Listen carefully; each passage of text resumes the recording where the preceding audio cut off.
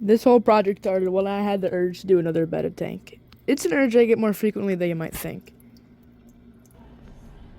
I don't want to just buy a hardscape off Amazon though. I wanted to get my own driftwood. Me and my family went on a camping trip near Lake Michigan, so I took the opportunity to find some.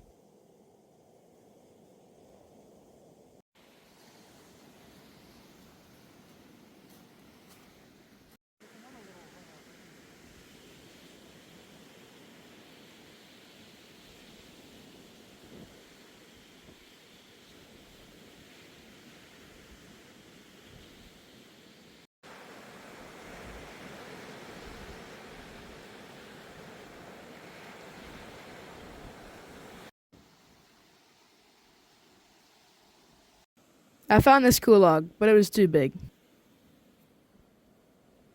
I also found some cool bark with lichen on it. For some reason it wants you to subscribe to the channel. Maybe you should listen. Finally, I found some driftwood I thought was pretty nice. Nice. I started trying to arrange some pieces into a cool shape.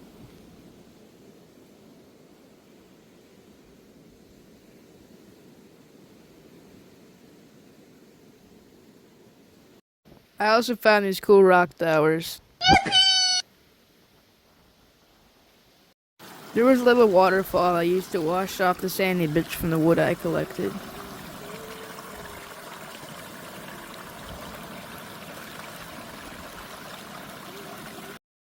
After I had done that, the tank was ready to set up.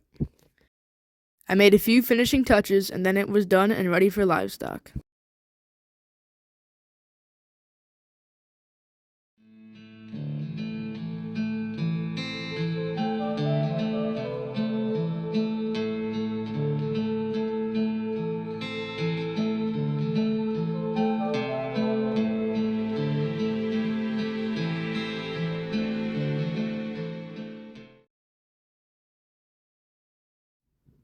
The first inhabitant I added was a betta fish. Normally, I'm kind of a sucker for the big, flowy fin males, but this little girl just had so much personality, and I thought she would do great with the other livestock I had in mind.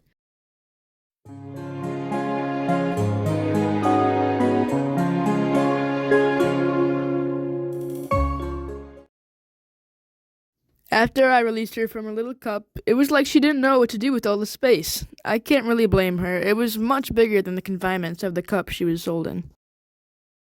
Eventually, though, she warmed up to her new surroundings.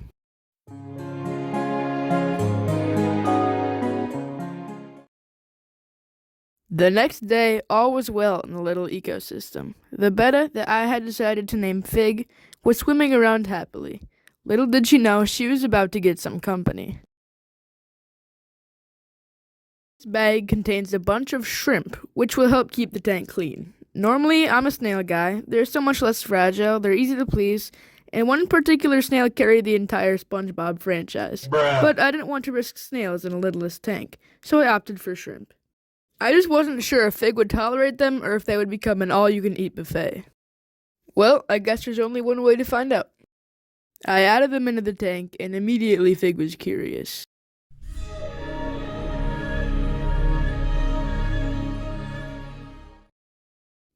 But thankfully, our little fighter fish chose peace. The shrimp were super fun to watch, and they got to work on cleaning right away. Fig was completely fine with them, so the shrimp settled in nicely. I decided to let them be overnight.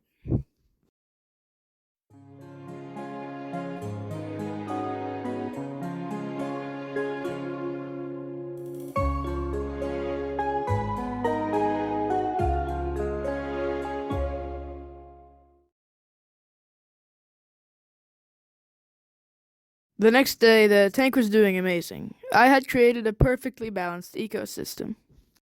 Right? Or would I have to give and take more creatures from the tank to keep it working?